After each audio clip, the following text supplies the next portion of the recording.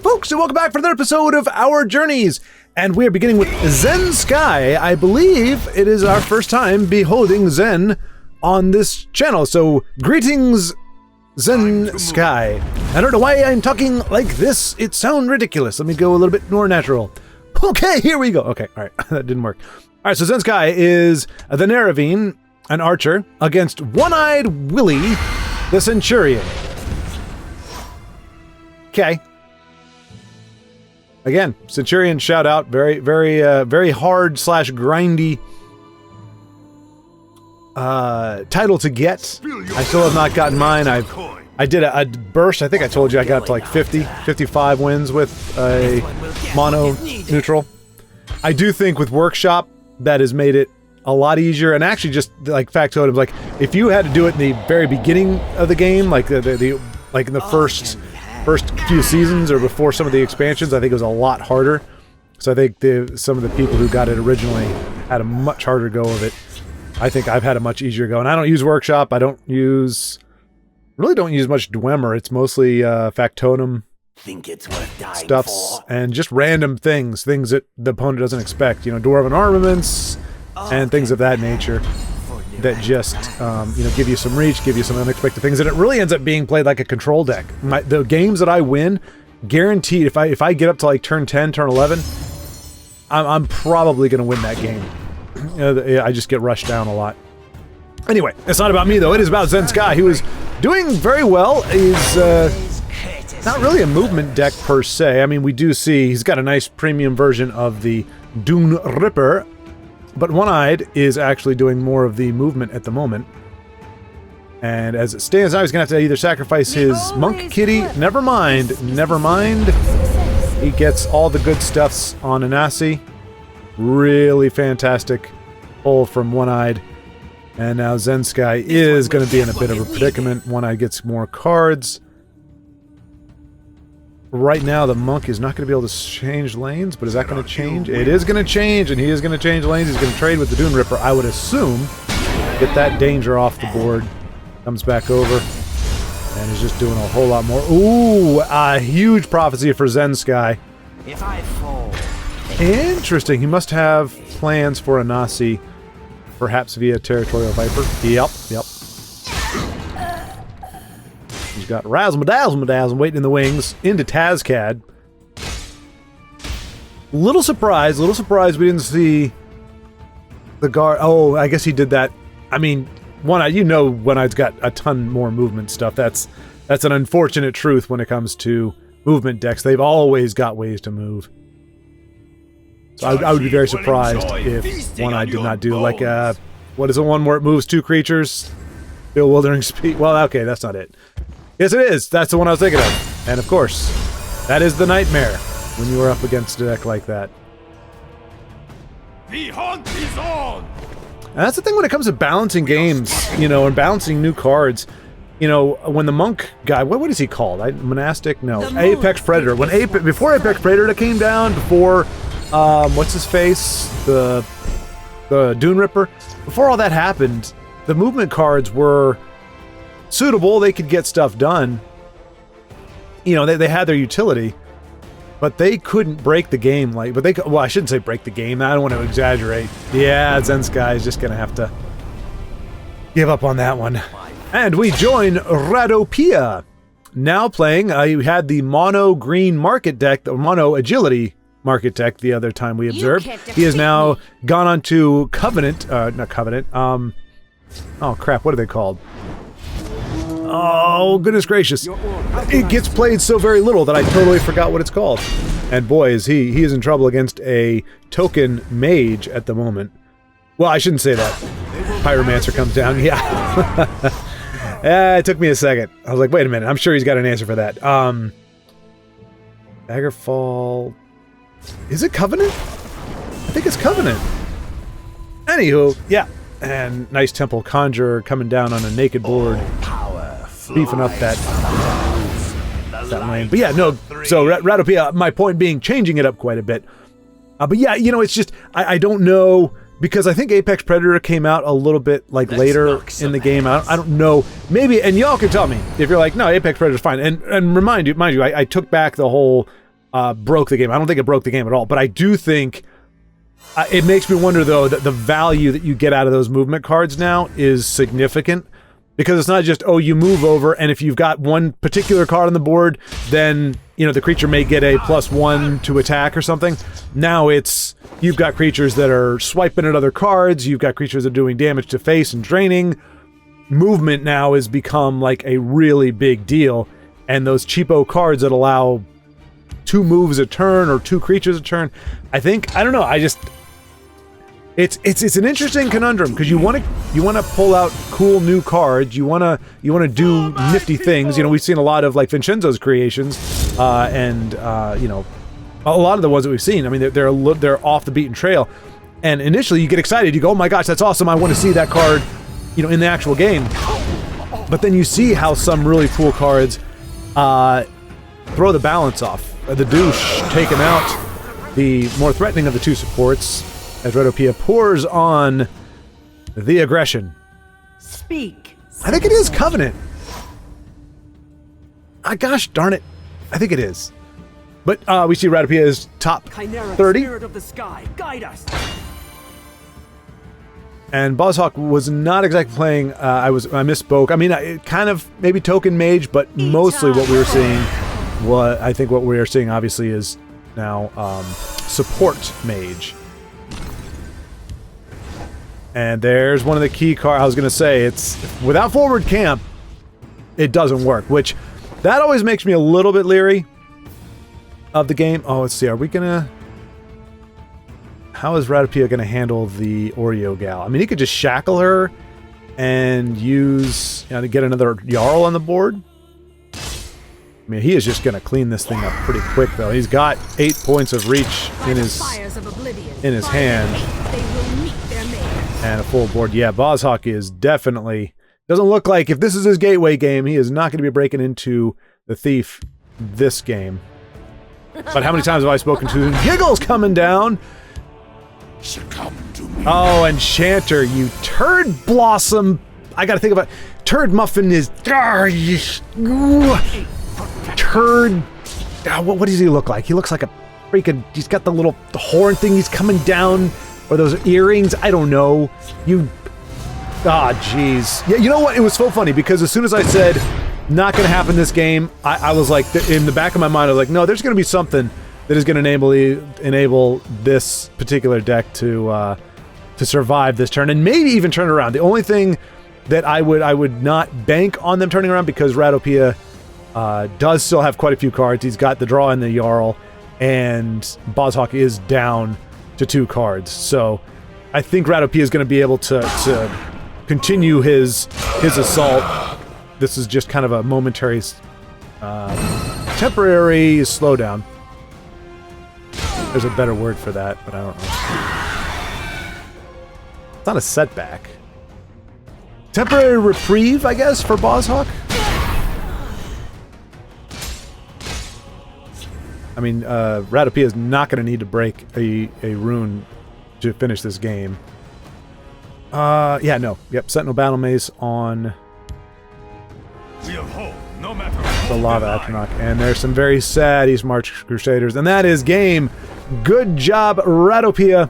Good to see Daggerfall Covenant, that is what it's called, doing its thing. D13 against L4, the Untouchable. D13. We just saw Radopia, top 30. D13, top 20. Getting better and better. Although Radopia might have gone up some ranks after that last win. Although it's really hard to sort that out. He beat a rank 1 player, as in the Thief. So I'm not really sure. Oh, an Elf Floor. Gotta give kudos to that. Top 300 and is running a veteran deck. Yeah, really, out of all of them, I would have to say, veteran is probably the least, like, of all the mechanics that we've seen in recent games, or that I've seen recently. I think veteran is probably the least effective. What's skewing me is that the AI actually has a very, depending on what deck you're playing, like if you're not just playing straight, or even if you are playing straight aggro. In other words, I remember losing to veteran Ebonheart for the computer, for the AI. But usually that's because I brick my first 4 draws, and so I don't get to play anything till turn 4, and he's got, you know, the Mournhold Traders and blah blah blah blah blah. Worm King Agent. Nobody expects the Worm King Agent.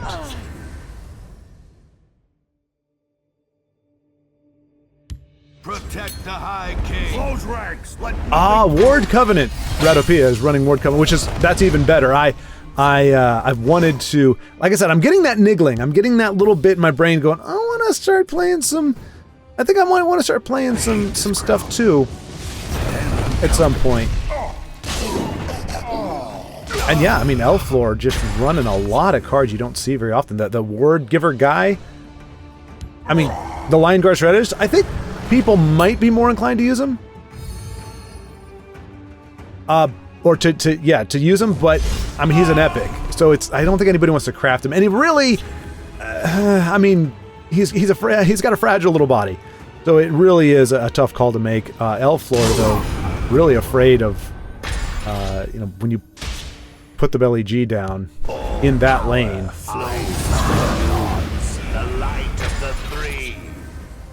Let's see, what are we worried about here? We're worried about possibly the, what's that? 7 cost. That's essentially like a full board Drain Vitality. Can't remember. But Elflore getting a little bit of a magic advantage with his wow, my brain. This is actually a much later night than I usually do. Garnag, that's who it was. Why bother? Why bother learning his name when he's only going to survive for 3 seconds? I mean, that is how you know the game is definitely going in someone's favor when, you know, you really find yourself having to make those kind of trades. Like Elflore really couldn't mount a swing. I mean, he's doing all right. We must protect our strong. So the douche gonna clear out the moose. It's not a moose. It's just a really goofy looking whatever. I don't know. But D13 again seems to just as we saw in the last game, a temporary stall here. Elflore does have a good number of cards, and he's going to lose his drain. That's another great value for the Worm King's Agent. Secret Agent Man. Okay, Earthbone says, I don't like you, Worm King. You know more of your stuff, but I mean, the damage has been done. Elflore really needed that drain to survive if he was going to turn this thing around. Prophecy to help him out. Is it going to be enough? I do not fear. Not really. Not really. That little dinky 2-1 is going to be more than enough. You must be cleansed. Okay. You must be Wow. Yeah. Douche Shadow Fens. And there he goes. Nicely done, D13. Aros NPO up against Moroccum, the Gravedigger. Aros is a hero of the people. And we are seeing now, we saw a support mage a few games ago. Now we're seeing support monk. Forward camp is already on the board, so Morgum already moving in a great position. That's another key one. And really just needs one more support, and Aros is going to be in a bit of hurt. Really no good trade there from Morgum. Interesting. So the little opportunist is going to get an opportunity to attack the Fez. Aros may. Oof. I mean, right now, he's okay. All right, no, he's going for face. He's going to continue the assault. I was going to say this is one of those times where you start going, all right. My opponent now has 9, 14, 19 damage on the board, 4 points off of lethal. Another Divine Fervor is lethal. And so it's just one of those things. I mean, he doesn't have enough even if he had Swift Strike, he would be a little bit short. I think he's thinking he can close it out next turn. But that's if Morgum doesn't close it out this turn. We shall see that. But I mean, that's one of those things where you just got to go, okay, either if my opponent has it, he has it. I can't, you can't. Okay, does not have it. I was going to say, have had Divine Fervor and those, what is it? Does he have 9 cards? 3, 6, 7, 8. 8 cards. None of them is a Divine Fervor or a buff of any kind. Defensive... Whoa, it was, so why did he... Didn't that give him all +1/+1? See, I think that was a missed opportunity by the opponent. Now, granted, he's... I mean, yeah. Nope, that's going to do it. That's going to do it. Steel Dagger, Swift Strike. So, barring a prophecy, Aros is going to pull it out.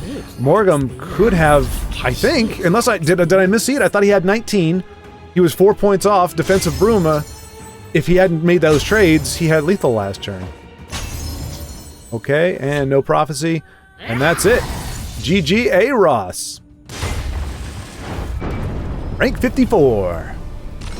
Alrighty, we are rejoining D13, now up against TDC Jason.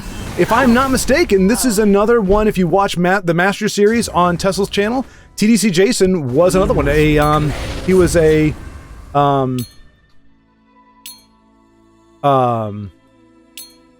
I believe he's more of a control player, or had been. I think he was doing the Nixox combo kind of stuff. So that was his bread and butter, was control. If I'm remembering correctly, if it's the same guy. I mean, he's rank 130, could very well be. I haven't seen him in a long time, but seemed like a really nice guy. You know, he's just very amicable. It's always great to see, you know, these players, you know, live in a real event. I mean, it's cool. Like, we're able to get voice. Like, that's pretty cool too, when you get to, you know, you get the personality of the person's voice talking through Discord or whatever. But then to see them, you know, live and see how they handle a tournament situation. Yeah, I think this is the TDC Jason. I might have the acronym wrong. That's my only thought, but that's a pretty unique name. And yeah, he's just not a. He is a ponderous, you know, steady player. Speaking of which, so I was talking to Aros afterward. I was a little surprised, but this is just, you know, for you all. You heard me say that I would have gone. I was surprised that his opponent didn't go face, and he was saying that. I mean, that was the smart play, was to not go face. And he just said, I'm too used to seeing his recklessness going face, but I would have done that too. I've gotten burned too many times because he said he was worried about, you know, he knew he could be shut down by a Bolt Prophecy or a Harpy, but he had 9 points left anyway. But I have gotten burned so many times where, like, if I have one guard, even 2 guards, and that is all that is, you know, holding me back, or, you know, what was holding my opponent at bay, and they have. It doesn't matter if they're just going to top deck.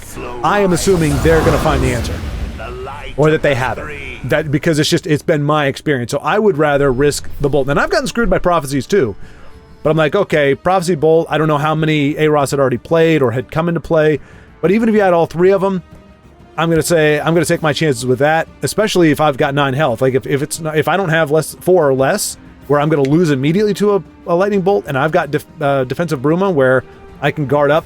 That would have been my thing. But let us not forget that Aros, who is a top 10 player, said no, the play he made was the smart play. And the player who made that play was also a top 100, or was right about there, and made that play as well. So, bottom line is, what do I know?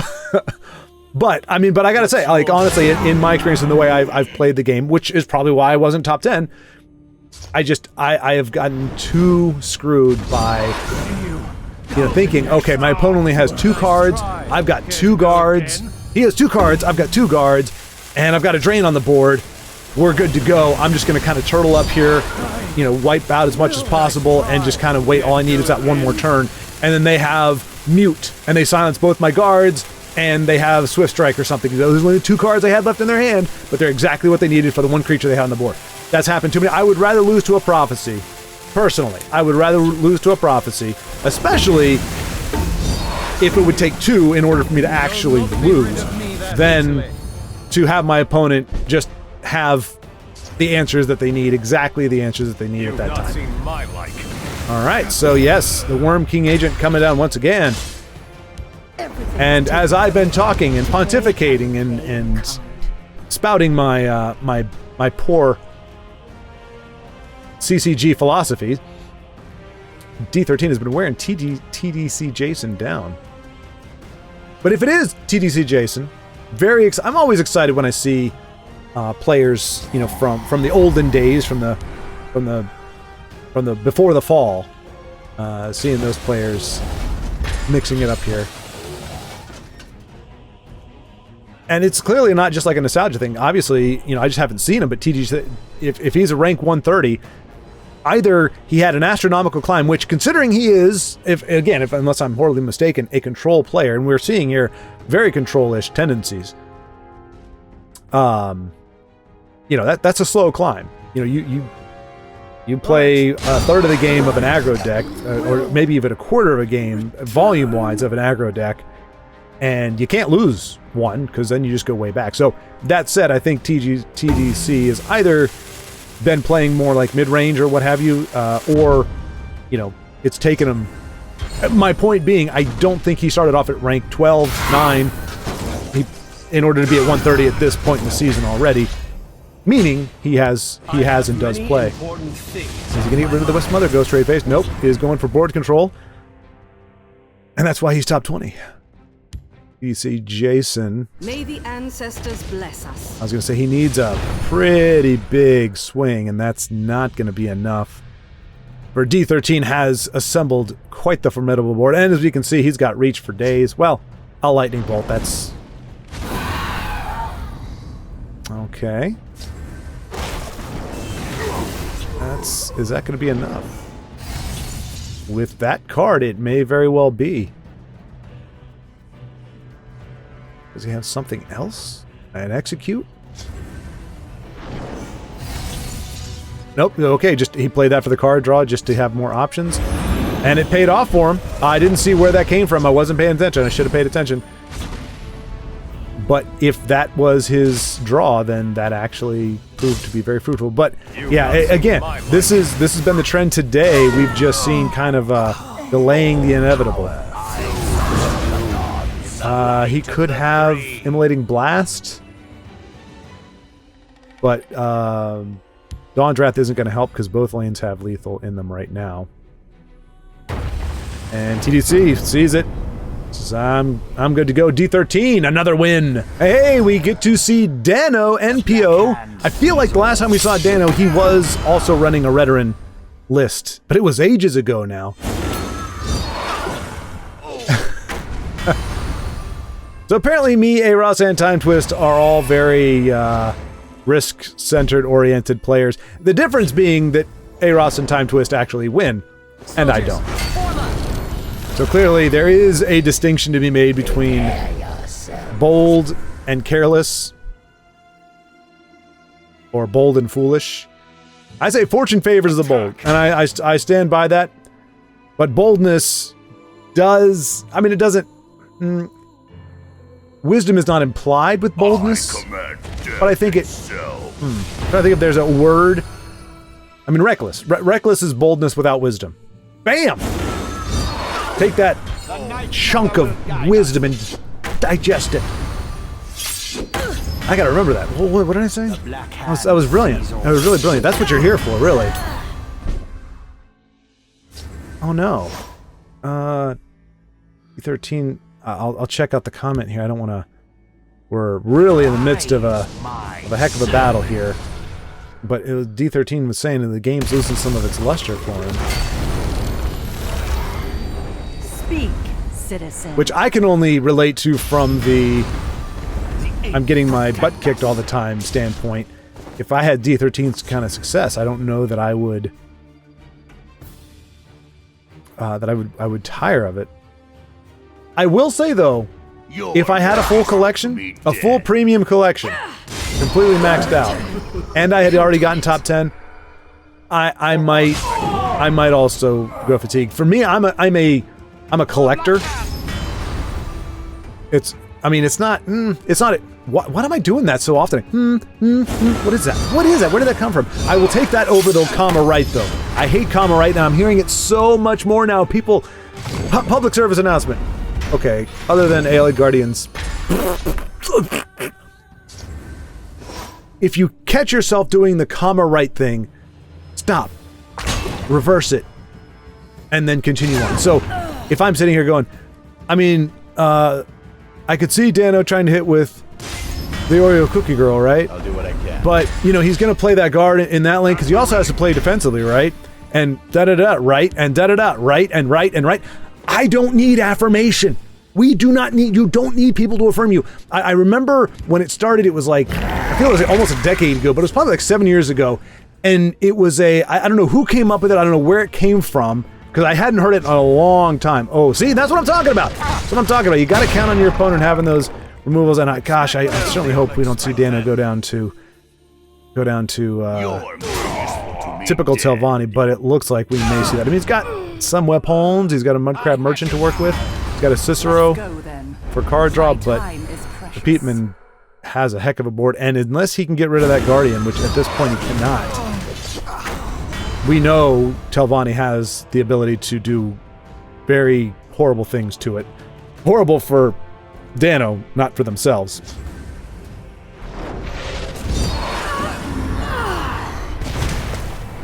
Spreading the board out. I mean, I think he's got lethal on the board this turn. Ravenous Hunger, not gonna do it. I mean, it's good. It's definitely what he needs, but I don't think it's gonna survive the turn. It's time to act. Mudcrab Merchant. Ooh. Mouthpaw. Problem is that 3/2 has yeah, you can't give him the crossbow.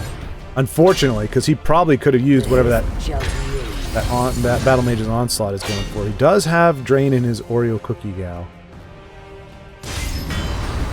So I think that's going to 7, 10, 18. He's not dead on board, even if the guard goes away. But yeah, I don't know when it started, but it was like I remember hearing it in a public, like a guy was doing a public speaking thing, and he used it sparingly. It was like twice, but it was always to bring the audience in. You know, I'm talking da da da da da. I'm saying I'm introducing a concept that maybe you all aren't familiar with, but you've experienced it in real life, right? I mean, you've seen this in real life, right? And you get the audience going, yeah. And so it's a way of kind of bridging a gap, and you're trying to connect with the audience in order to, or whoever you're speaking to kind of get them over that hump. You know, if they're going, I don't really know about that. And it's like, da-da-da, right? It's like, oh, yeah, okay, I see that.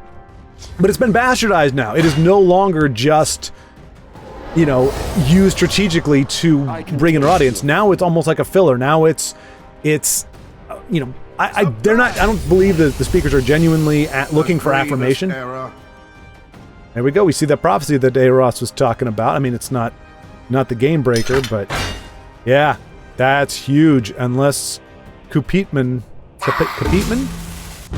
does not have the answer for the 10-5, so we might even see.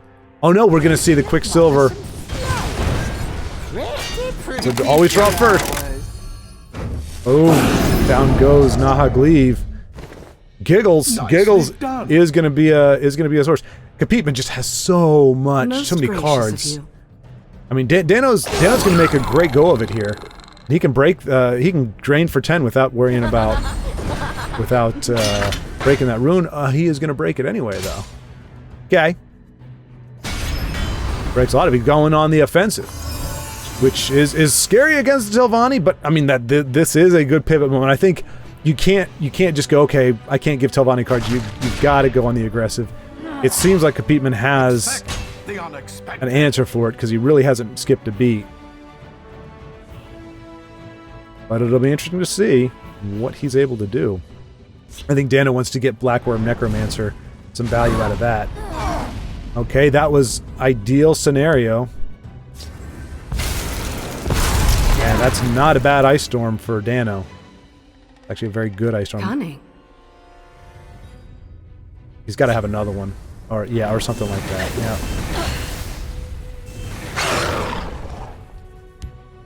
So, I mean, Dano has eaten two of the biggest removals, Ice Storm and Fingers of the Mountain, and still has Giggles on the board. I don't know if he runs a Resurrection or not. Oh, jeez. That's painful. That's incredibly painful. Telvanni. But yeah, sorry, I was going off on a tangent, but either one of those actually aren't too bad. Well, Senshi Tiger is probably going to be the pick, yeah. And that does increase the 8. Nope, not yet. Hey, another demonic goofy. Protect us. Ooh, what can he bring? One cost. What one cost do you have, Dano? The Mud Crab Merchant. Oh, would he take the assembled just for the guard? I think he would. Ring it out. Yeah, that is a dangerous thing. You put that in front of Nkanu, and Nkanu gets the breakthrough on a dinky guard. Oh no! Oh, I mean, it's quantity over quality. That's saying I need 2 guards in that lane, but that's guarantees 4 points of damage gets through. And if he can resurrect or what do you call that? The thing you can do to it looks really messed up. It's Dark Rebirth. And kind of could hit Dark Rebirth and then close the game out. Alright, so that's going to stop the drain, which is no bueno. I don't know it all, but I'm... And that's also no bueno. So yeah, it looks like Dano is gonna lose this one. But he gave it a good shot. I mean, Redoran against Telvanni is probably not, especially, you know, your prototypical Telvanni with it's kind of your basic stuff. The blood of Cold Harbor runs through my veins. We'll see. Oh, another drain. Gosh, man, he has the things that just seem to come a turn too late. Now, if he gets, I don't know if he. Oh, never mind. I was gonna say if he gets a rage or has a rage, but yeah, that altar just sticking around too long. I don't know if Dano how much support removal he's running, but this is just that. Ooh, oh, she just comes too little, too late. I know Too little. I mean, she could gavel. It gets him up to 6. It gets him to 7. Okay, nope, he's gonna go. He's got to complete. Yeah. And GG for Dano. For the ages. Being a good sport. Thank you. Yeah. GG, Dano. This episode is sponsored in small part by the Legendary Remnant Discord. You know what? You totally shouldn't join the Legendary Remnant Discord. It's not for you. It's only for really, really good, awesome players who like to socialize, mix things up, and have a good time. I'm sure that wouldn't interest you at all. Not at all. I've got some sarcasm on my shirt. That's okay, though. Yeah, so reverse psychology. It never works. Or it always works, which...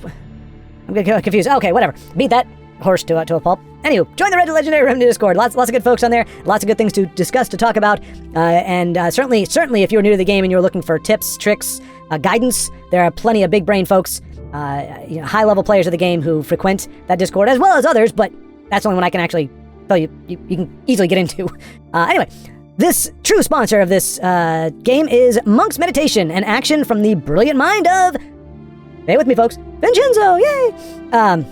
In monk colors, obviously, 3 cost. Give 2 friendly creatures in the same lane, pilfer, draw a card. So there's a card similar to this. It's I believe it's a 6 or 7 cost, 3/5, if I'm not mistaken. It's the kitty, kind of standing like this, in the snow, and it gives everybody pilfer in that lane for that turn. Pilfer, draw a card. So we do have one, but it's not an action, it's an actual creature. So you get a body for, I think, 7, but it does depend on you having creatures in that lane. This is a much cheaper option, and it just gives 2 creatures in the same lane. So more conditional, so cheaper, but more conditional, and you don't get a body out of it. So that's probably about fair. I like that Khajiit. I don't know that we've seen kind of a Panther-esque Khajiit before. The axe is a little petite. I'm not gonna lie. It's probably very effective. Obviously, it's got blood on it, so he's already got some use out of it, but you're just used to seeing these giant axes, double bladed, which if you ever watch Shadiversity, he's like a weapons guy, medieval guy, and he talks about the impracticality of a double-sided axe. It's really not that great. It just kind of looks cool. But I mean, I grew up with that. I grew up with He-Man. That was what he had, a sword, and then he had this like battle axe thing. It just looks really cool, but not terribly effective. Gimli was the first time in Lord of the Rings, was the first one I saw that actually had a very rather small axe from what I imagined. Like even the old covers for the original Lord of the Rings, not original covers, but like back in the 70s or 80s, there were these covers, and it shows Gimli, like, I think his arm is resting on like this giant axe. So I was used to seeing that. So when I saw this comparatively small axe from Gimli, I was like, what the heck is that? But I got used to it. And so we're seeing that here, though, with Monk's Meditation on this particular card art. A very small axe, but I mean, either way, I wouldn't want that thing coming at my face or my body or my person in general. I wouldn't be like, oh, this little dinky thing isn't gonna, and then I'm dead. So anyway, card art is great. I think it fits in as is. Good detail, good art in general. Not sure where it came from, but it looks fantastic. And I do think, for what it is, you know, it's another 3-drop. I think this is like the 3rd or 4th 3-drop we've seen from Vincenzo. So clearly he was going for some budget. And again, these are small tweaks. These are small accents to the game. These aren't going to drastically change everything. Although it could be argued that, you know, pilfer, draw a card. Because right now you've got a 2-cost. No, that's a 3. I believe it's the 3-cost 2/2 pilfer in willpower that draws a card. Yeah. Yeah, the 2-cost 2/2 is a rally. It does cost 3. So this may be a 4-cost. Might be a 4-cost. Because it is a chance for 2 draws, particularly if you pair this with Swift Strike or, you know, if you're running it in Halalu and you combine it with the Breakthrough, the Crusader's Assault. I think there's a lot of ways to make this particular card very, very hyper effective is the best way I could say it. And which isn't bad. I just think it may have to factor in with the cost. I mean, Monk Strike. So, and which would make sense. So we got Monk Strike, which is an epic, I believe, that gives you that 3. You change lanes, forces you to change lanes. It's not the option. It forces you to change lanes. Gives you +3 in drain, I believe. But I just think, you know, you've got the 1/1 that draws 2 cards. You know, he kills himself, so you're not really getting the body there. I don't know. What do you think? 3? I think 3 or 4. I think it's either fine as it is or it needs to cost 1 more for that effect. Because because it is conditional. You do have to have 2 cards on the board, and they have to both be able to go face. And you have to, I mean, you may not want to go face, necessarily, because you may be trying to starve your opponent a card. So it is going to force you to do things. But I think in a pilfer deck, in general, I mean, can you imagine? I mean, so you've already got pilfer on your Daring Cut Purse. So you've got a Cut Purse with this card, if you got 2 of them, you know, or that and any of the low-cost kitties. They're not only going to get their own pilfer trigger, but they're also going to get to draw a card. I think it's pretty darn strong. I like it. I think it's good. I think definitely. Well, I will say though, I mean, agility is not really lacking card draw right now. There's definitely some other decks that run short on that, and maybe and I'm sure that's by design, at least to some degree. And so you go, how much do you want to mess with that? You know, like we still don't. I mean, permanent ramp is still the province of endurance. Period. So maybe this fits in better. I'm thinking, oh, how can you balance everything out? But if you balance everything out, then all the attributes are essentially the same. If you got drain and card draw, then it's just what color do you like the best. So maybe this is where it needs to be. And just go, yeah, we're just going to lean more into agility. Is, in my mind, the 2 that I think of is lethal and pilfer, or, you know, and card draw. Really, that has the most. I think of those 3. Maybe not lethal, maybe endurance has. Anyway, I'm getting way off track. I think it's good. I think it's a good card. Like I said, it's not a dramatic, you know, going to change a ton of things, but it does. I think it would make pilfer decks. It might do what, you know, we just talked earlier, you know, the Apex Predator, what that did to movement cards. And same thing with the Dune Ripper. So this card could make pilfer already. If you have the right card, you get that, the 3/5, the ringleader, whatever he's called, you know, he's sitting on his little chair. I don't know why I can't remember these cards' names right now. But, you know, if you've got him and a couple pilfers, it can snowball very, very quickly, get out of hand very, very quickly, turn 4 or 5, and you're done. So pilfer decks already have the potential to blow up. I just don't think they have the consistency, and maybe monks would make it consistent. But then again, high risk, high reward. If you mitigate the risk, you know, i.e. running out of cards or what have you, that might make pilfer too strong. But I don't know. I would say it's definitely worth a try as is, and then you just have to wait and see what brilliant minds are able to do with it and what they can combine it with, and whether or not that means it needs to cost a little bit more. Because I still think what's the Crusader's Assault, Breakthrough, Draw 2, essentially. It's conditional Draw 2, but it's kill a creature and pilfer. Slay and pilfer, essentially, with Breakthrough, are where you get your card draw from. So this would fit in line with that. You would essentially only be drawing 2, unless it is, unless you combine, oh my gosh, if you combine this with 1-cost cards or 1-power cards and Unrelenting Siege, I think is what it is. And so it's a 1-cost, it's a opportunist. They get to hit twice. So yeah, I mean, it's just one of those things. You really got to think about all the different ways it can go. I think 3-cost is probably good, but maybe 4 would be needed to mitigate the effectiveness of this card paired with some of the other cards that exist in agility in particular. But I don't know, what's your thoughts? But Vincenzo, thank you so much for putting it out there, for another great flavor of card that we can wish that we may one day see in the game. And speaking of which, let's get us back to the games. We join a battle en medias res, Thiago the blacksmith against El Cordobis, the Tribunal Temple Adept. That is quite a long title. Thiago keeping it simple, but perfect.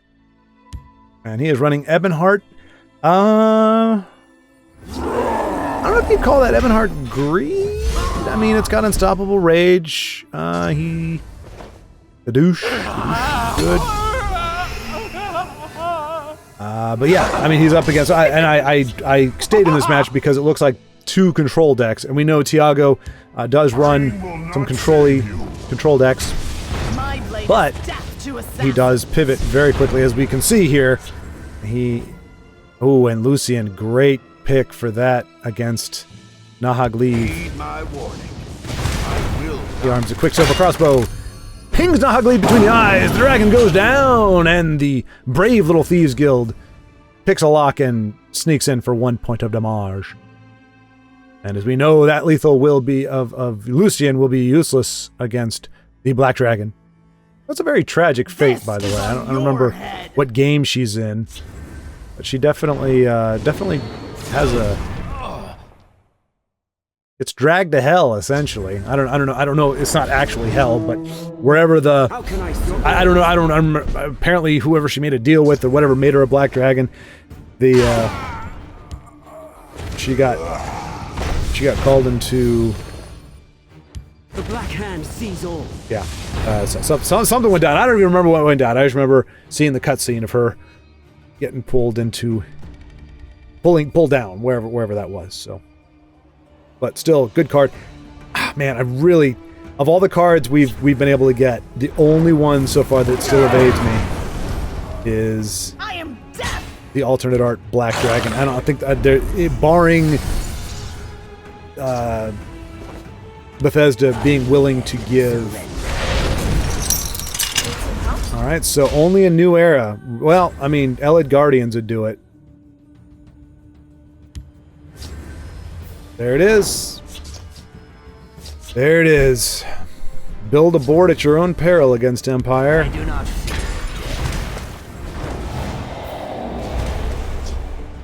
I'm lucky Thiago was not broke when it came to cards, but we see he's got nothing but weapons in his hand.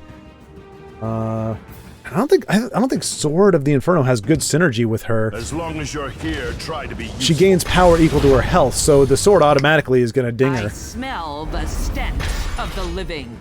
Interesting. Putting his... Well, I guess that's really the only place you could put it. So, I'm wondering if he... Like, Thiago, I'd like to see if he takes a gamble, if he does the Archer's Gambit, pings the 2/3, and then attacks with the Fighters Guild. Did Cordobis perceive that, or did he go, you know what, he's going to kill me with the 3/5, he's going to make a trade, I'm going to go ahead and take out his other lethal creature?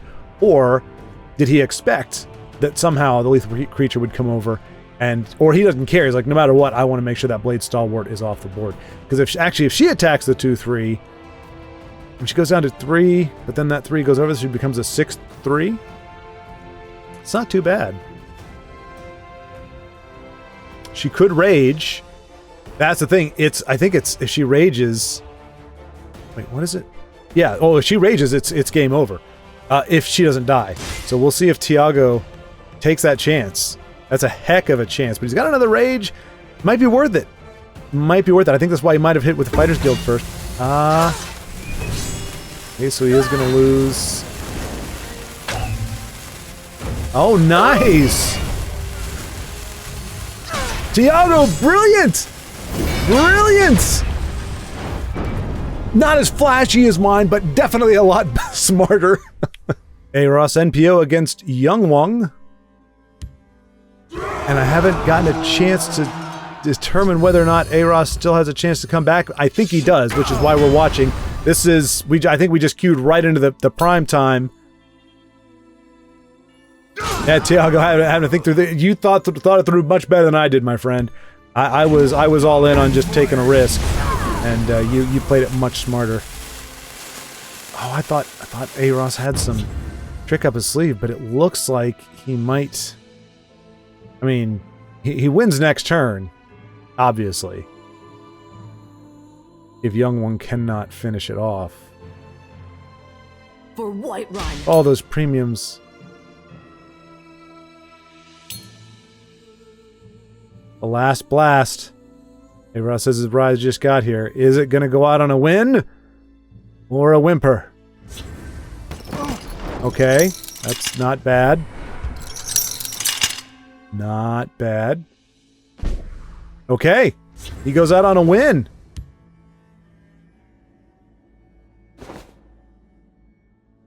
Let us see how he goes about it. I would just be like, oh, slap that mentor's ring. Yep, there you go. On to that, and that may be a elicited GG from Young Wong, or he's gonna let it play out. I think Eros might have done something a little differently had his ride not be here, like he wants to win. I'm trying to think. Dark Rebirth. If he could crush. Well, so Genius Path Mage. Nah. I'm trying to think of a way that he could crush. Right this way. Right this way. And ride. Right this way.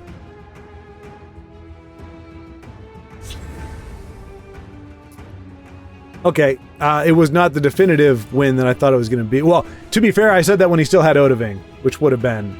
You see, he has 9 points left. Odaving has 10 points of damage. That would have been a win. -1 against Young Wong. They won't even see my blade. Okay. Don't have to worry about a new area here. Ice Storm doesn't do enough. Dawn's Wrath would that delay it? Yeah, I think it would delay it. I don't know. He's got a sweet roll, a premium sweet roll with Drain. Got to watch out for that. So Eros, unfortunately, is trying to get through this game as quickly as possible so he can get out. I just said his ride is here, so I'm guessing he's got somewhere to be. And normally you'd just be like, okay, whatever, my opponent's just playing. But like I've been in that position, been like, oh, come on, how am I dealing with the slowest player in the world right now? And not that Young Wong is particularly slow. And by that, I wasn't making reference to mental stability at all, or mental capacity. Oh my gosh. Oh no. Wow. Wow. Oh my goodness gracious. Just like that. I'm going to stop calling games from now. Well, not calling games, but predicting whether or not they win. Ooh. Gosh. Night to Remember is good, I guess. He's got to figure out what, if he uses that, that's 2. So then it would be an 8 cost that he would pull with his Genius Path Mage, and I guess it wasn't worth it. Oh, either that or just Eros had to go. Oh no! Catching another one of Thiago's games. He said this is going to be his last one because he's feeling aggressive today. I have many important things on my mind. Oh. I just told Eros to behave, you know, as he's going out to party. Don't party too hard. And he's like, ah, that's a good one. So.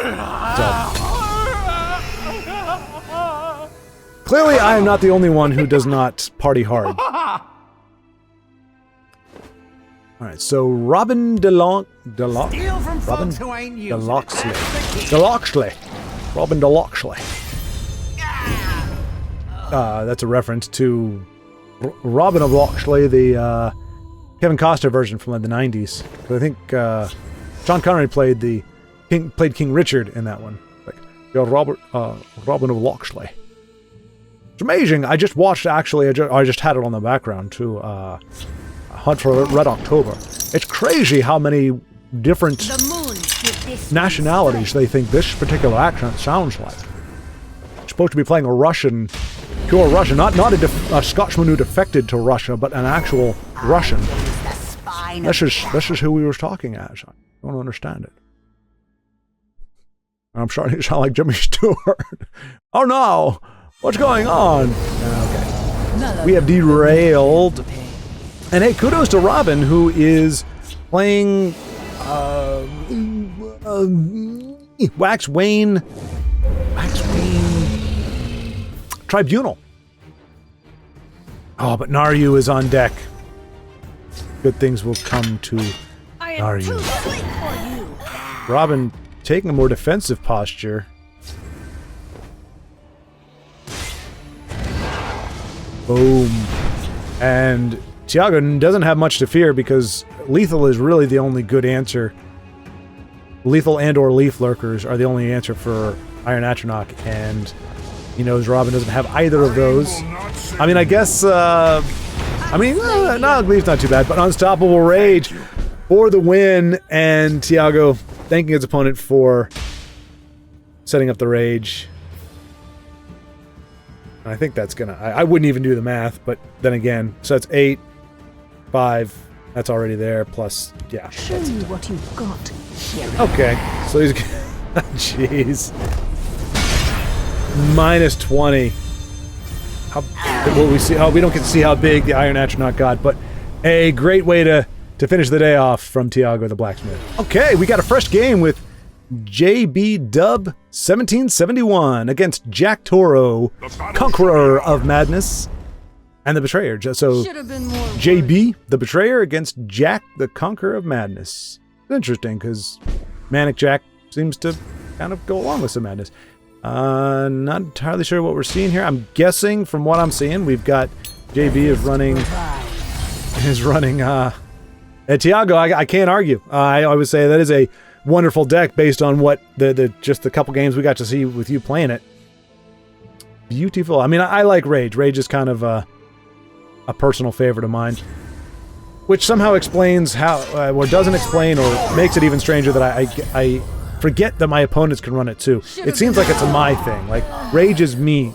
That's a my thing. You can't play Rage because I always play as if my opponent doesn't have Rage, which I think you saw in one of my games a few days ago. I got raged upon because I was not thinking that I could be raged upon. Oh yeah, it was against, it was a friendly game. I'll whip them into shape. Succumb to me. There's the chanter. That. Oh, I gotta think of a different. Turd muffin's too good of a word for you, chanter. Too good of a word. Right? See what I did there? See what I did? I brought it back. Trying to get you to agree with me that chanter's a turd muffin. Doesn't matter. He's gonna get run and everything anyway. If it's a Redoran deck, he's gonna be run. But yeah, so JB, I think I wouldn't be surprised to see New Era. That usually goes hand in hand with a fresh start. But we don't see it yet, so not entirely sure. But more importantly, Jack Toro needs to start worrying about that in 2 more turns. Actually, 1 more turn, because JB still has a ring. So if Jack has played enough, which he is currently in the Goofy Stay Puff Atronach, trying to get into the Thief, so he's played enough, he's seen enough to know, I'm sure, that New Era could very well be lurking right around the corner. Let's do this. Let's do this. I don't know if this is really a hand buff. Okay, he's not gonna. Ooh, Hallowed Death Priest. World? Just forget about I think we just had a brief power outage there for a moment. Luckily, I've got one of those battery dealies going. It won't keep the game going for a long time, but it means that temporary power outages like that will not derail my mission, which is to behold the wonders.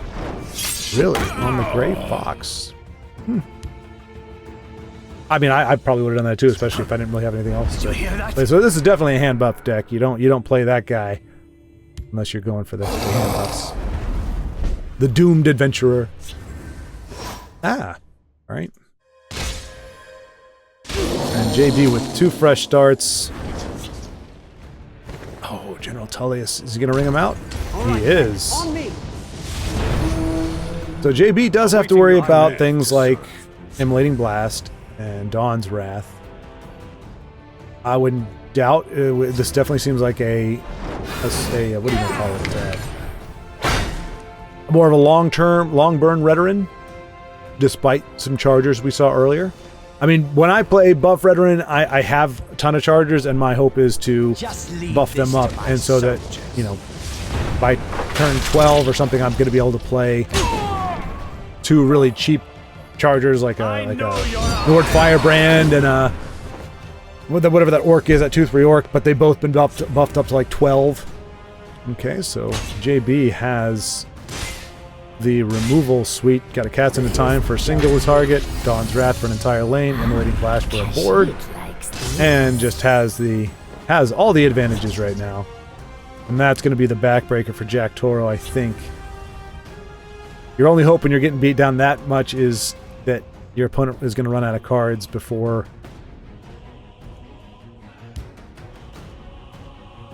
they can finish you off. But JB has been able to play back-to-back new, and I think this is also JB's first appearance on here. So welcome, JB. I meant to say that earlier. I don't know what got me sidetracked. Any number of things really, but welcome, JB. I slay Good to see you on here. 1771. I'm guessing that's not a birthday. We press on. Although, you know, in the game of TESL, Time to fight. being born in 1771 really wouldn't give you any advantage, Let's do this. because it didn't exist back then in any shape or form. Yep, Jack Toro just saying, Okay, Chantra comes down, gives him new life. It's amazing how often Chantra comes down in these kind of decks. Not only that, but it's amazing how often he comes down buffed. It's like there's so many cards that could be buffed, but it's usually him and then Fated Wraith. In my experience. Care to make a friendly way? Interesting. I think he's just getting rid of cards. Guy shard, yep, that would make sense with the ooh, that does sting. Dismantle, not quite so bad. JB is not really hurting for life at this point, so I don't think he's too bummed. He returns in kind, though, so it's fine. You take my support, I'm going to take yours. Smell the stench of the living. And right now, unfortunately for him, all four of those cards are really reactionary. I mean, Territorial Viper is technically one reach, but and is that? Oh, nope. No, he's got 8 on the board. He's got exactly 4 at the moment. No matter what. And Jack Toro looking for answers, but that ain't fun. Now get in the pit and try to love someone. Bah with the bar, the bang, the dang, diggy, diggy, diggy. Okay. He's putting up a fight. He's clawing for life. All can be had for the right price. We might just see Immolating Blast here.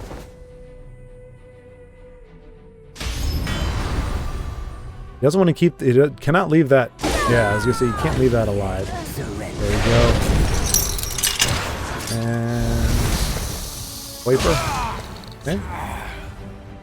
Once again, Jack Toro facing lethal from JB's Ruthless Assault. The victory is yours. And he's going to call it. And JB has a triumphant debut. Let the games begin. I couldn't resist. C-City also jumping in to the arena. Had to at least catch one game. Why are you guys all coming out this late at night? This is ridiculous. I'm like half hour before bedtime. This is when they come out to play. And I know half these people are either in my time zone or close. But we all have different work schedules. My day typically, work days ends around 4:30 or 5. Other folks work days end later, or they have a commute. I'm very fortunate most of the time. It's work from home, but then we have trips, travel. And that is why I do not have the consistency in schedule that I would like, aside from these games, really. I only do these, pretty much the Monday, Wednesday, Friday TESL is the only thing I really, like, fight to do. Everything else is like, if I can do it, great, but, you know, no guarantees. But, like, I'll do these on the weekend or whenever I need to make sure that they're out there. Because I know folks like to watch them. The other ones, take them or leave them, you know. I play games that are fun for me, but not necessarily the stuff that people are yammering for, or either that, or I if I had set this up as a gaming channel, which, as I said, now I am going to be meeting with the folks at Roll to One. I've had their link in the description for a while now, I believe. If not, it will start being there.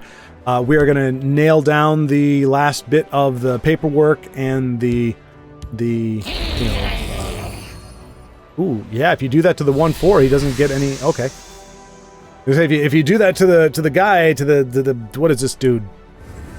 Determined supplier. If you hit him with that and make him a 0-4, he gets Shea Hey Kid does not get any ramp when the guy dies. It's a 0. It's based purely on his power. Oh, Cradle Crush is, and I think that was the key. Sea City was setting up for a Cradle Crush next turn. That's why he gave it to the other guy instead of the Determined Supplier. Makes the trade here. Beautiful Cradle Crush to clear the entire lane. And that may be it for Shea Hey Kid. But every time I've said that, the opponent has made a comeback. So I take it back. I take it back. Shea Hey Kid now just needs to play a card. And we'll go from there. There we go. Crisis begins. Ugly card. But if you need removal in Arena, it'll do in a pinch. And Sea City getting to do the... I think that's what he said earlier, is he built it for Skeever Infestation. Or at least was able to draw that card. Let me see. Where's the... Skeever's opening hand, you always bring luck. Okay. Well, I'm happy to oblige, Sea City. The goodness knows you need it probably some of the least of anybody I know. But I'm always happy to oblige with some extra luck.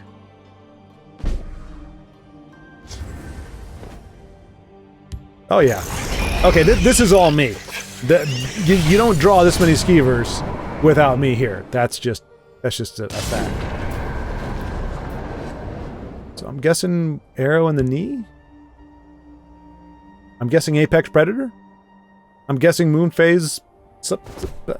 I knew it! I got you! You tried to screw with me, Sea City!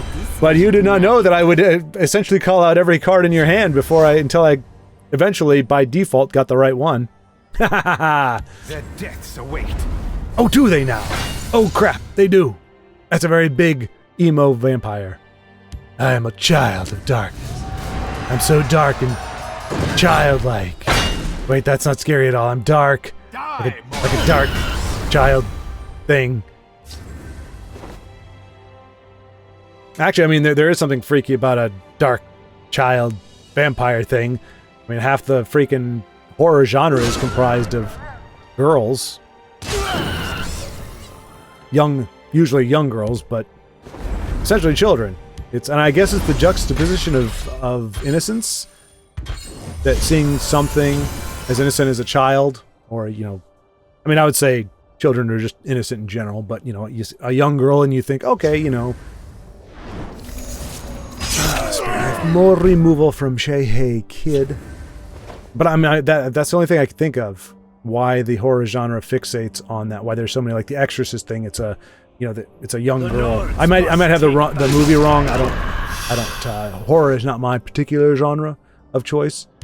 But like the one, watch my head spin. You know, the head goes around.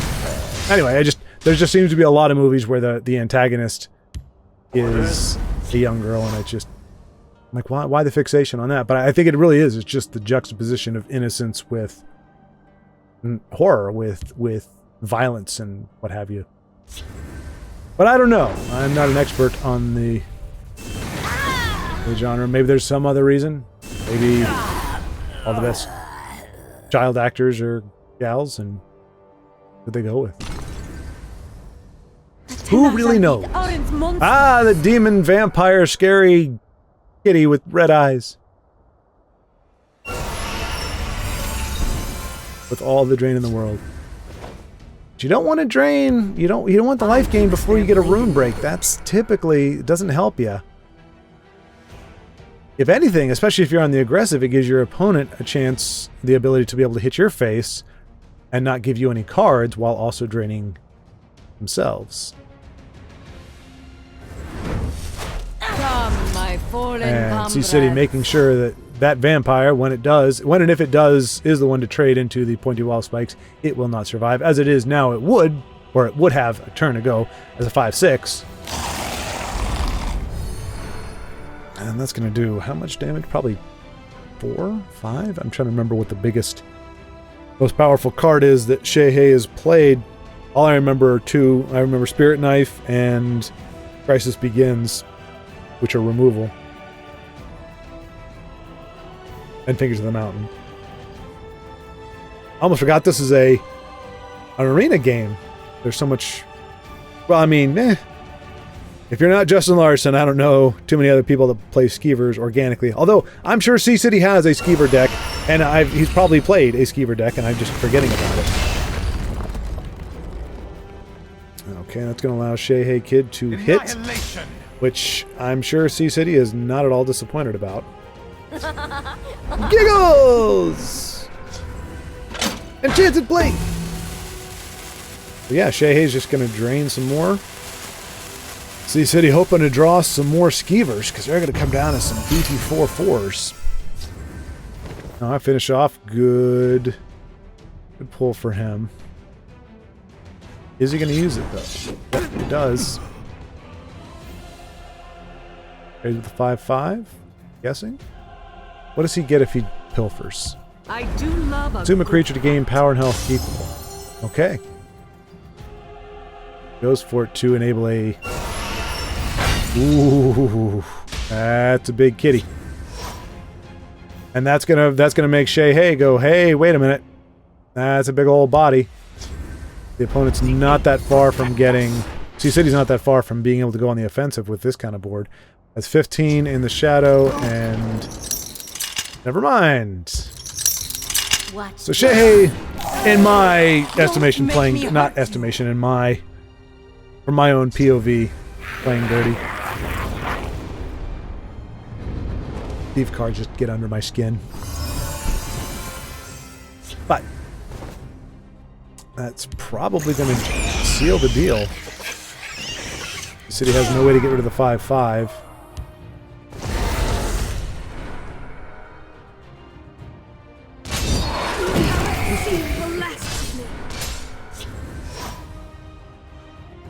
Let's see, does Shea Hey have the reach?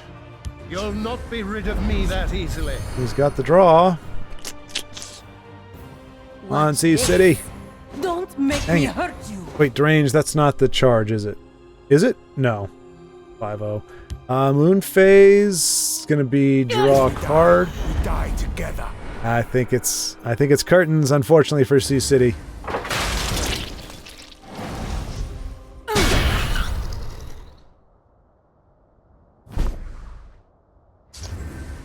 Ooh, Fingers is beautiful. That clears the board, except for the 10/6. So unless Shea Hey can free his kitty from the shackles, and I think we're gonna see Sea-City go face with everything else. Is Moon Phase, is it on card draw? No, yep, okay. Probably would like it on drain, to be honest, but... Alright, so he has 9... Yep. Oh boy! What a turn, and more Skeever Infestation. Let's see. Ice Storm isn't gonna get it done. You'll not be rid of me that easily. Hence that draw. Sea-City's definitely earning this one.